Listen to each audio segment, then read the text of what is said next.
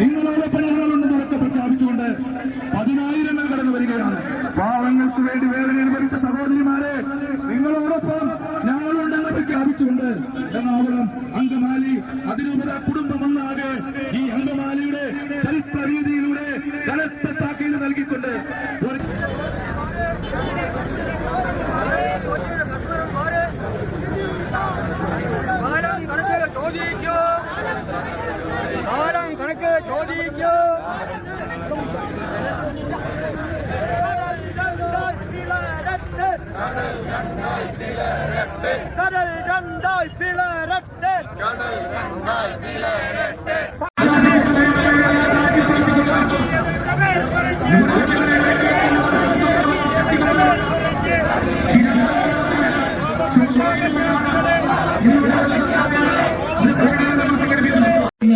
ഇതേ സാമൂഹിക വിരുദ്ധര് പോലീസിന് നിർദ്ദേശം കൊടുക്കുകയാണ്, ഇന്ന വകുപ്പുകൾ ചേർത്ത് ഈ സിസ്റ്റേഴ്സിനെ അറസ്റ്റ് ചെയ്യണമെന്ന്.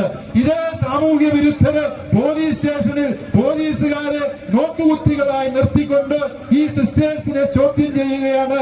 അവരോടൊപ്പം യാത്ര ചെയ്ത പാവപ്പെട്ട പെൺകുട്ടികളുടെ കരണത്തടിച്ച് ഭീഷണിപ്പെടുത്തി അവരെ കൊണ്ട് സിസ്റ്റേഴ്സിനെതിരായി മൊഴി കൊടുക്കാൻ നിർബന്ധിക്കുകയാണ് എന്ന് നാം തിരിച്ചറിയുമ്പോഴാണ് ഈ രാജ്യത്ത് നിയമവാഴ്ചയുണ്ടോ എന്ന് നാം ഗൗരവത്തിൽ ചിന്തിക്കേണ്ടത്.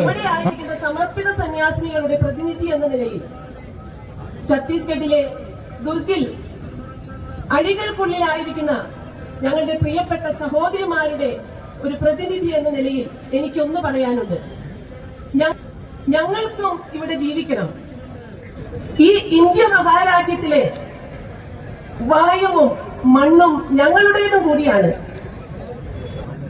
ക്രിസ്തുവിനെ പോലെ വിചാരണ ചെയ്യപ്പെട്ട് ക്രിസ്തുവിനെ പോലെ കുരിശേറ്റെടുത്താണ് 2 സഹോദരിമാര് ഛത്തീസ്ഗഡിലെ ആ ജയിലറയ്ക്കുള്ളിൽ കഴിയുന്നത്. എന്തിനു വേണ്ടി? അനാഥ ജന്മങ്ങൾക്ക് അവർ കൂടൊരുക്കിയതിന്റെ പേരില്, വിശക്കുന്നവന് ഭക്ഷണമൊരുക്കിയതിന്റെ പേരില്, പഠിക്കാൻ അവസരമില്ലാത്തവരെ പഠിപ്പിച്ചതിന്റെ പേരില്, സർവോപരി അവരുടെ സഹോദരങ്ങളോടെ ചേർത്തണച്ചതിന്റെ പേരില അവരവിടെ ക്രൂശിക്കപ്പെട്ടിരിക്കുക.